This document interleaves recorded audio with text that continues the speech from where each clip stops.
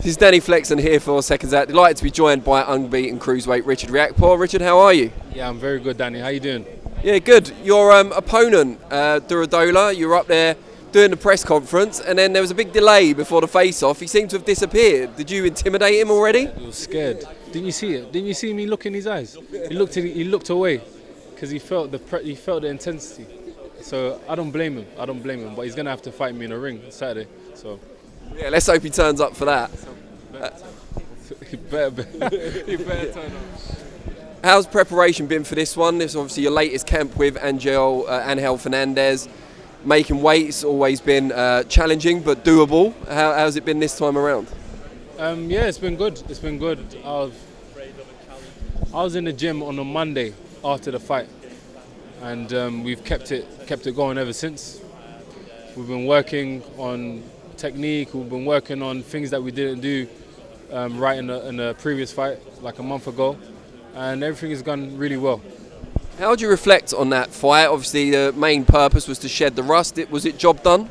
Yeah, and it was good because he was a tough opponent. He had a winning record, only 2 losses, and same amount of fights that I had, and he never been stopped, never been dropped, and yeah, it was tough, and everybody saw that. You know, it was really going for it. And I think it was perfect preparation for this fight. We actually wanted to fight Durodola first. We wanted that to be the return fight and come back and make some big noise. But it just turned out with contracts and stuff that we had to do 8 rounds first. We didn't have to, but we just didn't negotiate that initially. So we took Twarowski. But yeah, we're here now. So and plus for some big marbles. WBC silver title. That's what you want, isn't it? And we got a good relationship with the WBC. Mauricio Suleiman, he sent a message to me yesterday, to me and Angel Fernandez, and he's like, listen, win that belt, then we'll get the oro, the gold. Oro is obviously gold in Spanish. So yeah, man, it's beautiful. You know, we got big opportunity here, Danny, and we don't want to mess things up. With that in mind, obviously he's messaged you yesterday. You know, as you mentioned up there, Canelo, it's been agreed by the WBC. He can challenge Ilunga Makabu for the WBC belt. A year's time from now, you could be the mandatory challenger for Canelo for that title. Yeah, it's crazy, isn't it? It's crazy how things work out in life, but we don't want to look too ahead. We just want to focus on what's in front of us now, deal with this. And you never know, like, I predict he would win. It won't be an easy fight, and he would probably vacate that title. Then maybe we'll fight for a vacant title.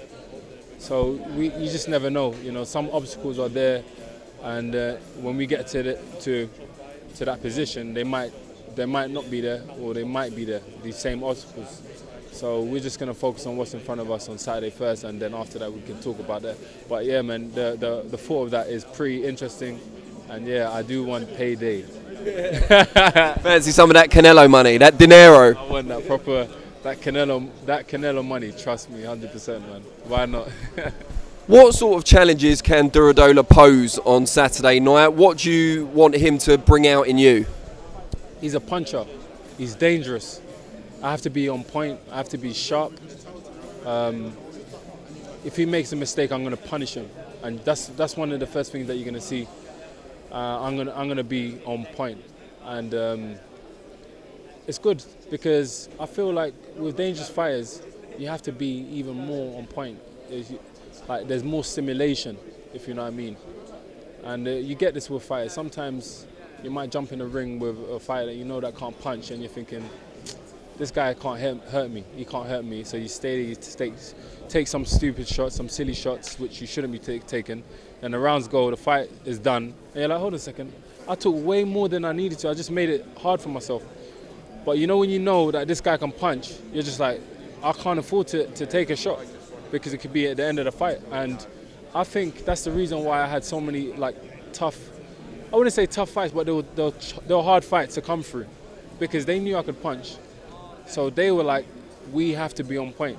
And that made it more difficult for me. But, you know, we still managed to get the W, so which is important. And I think this is going to be a very, very good fight. And I think it's going to be my best performance my best performance yet. How confident are you in your own chin, your own durability, and what is that confidence based on? Yeah, I can take a shot, 100%. You know what I mean? I've been boxing for a very long time. I've been in the ring, sparring and fighting all different types of fights, punches. You know, and I know about my chin. I'm good. And obviously, we're not trying to take shots anyway. You know, the game of the sport is to hit and not get hit. I'm very fast. My reflexes are sharp. So it's gonna be one of those things. Once he gets in there with me and sees the way I move, then he's gonna understand why I'm undefeated. What's the hardest you've ever been hit, and who by? I've been hit by Dillian Whyte. Really hard. I remember he hit me with a left hook. He burst my eardrum straight away. I remember being hit with another like a shot, like a left from Dillian. Man, flipping now. That's big shot. I've been hit by Ian Lewison. Do you remember Ian Lewison? Very hard puncher, and he's got a lot of weight on him. Concussive. Still standing, still fighting back. Hit me in my ribs as well. Actually broke my rib. I think fractured my rib. I couldn't sleep on my side for a while. But yeah, I've been hit a few times, man. Enough to understand that I can take a shot. Was Dillian managing you at the time when this happened? I don't think so. Yeah, well, that would make sense. He wouldn't want to hurt someone. Dillian don't care. He don't care. He's one of those guys. If you spar him, you could be a middleweight. If you go for him, he's gonna try to hit you hard. What's it like competing, even though it's sparring rather than a fight? But what's it like competing when you've got a burst eardrum? What does it affect? Is it your balance and?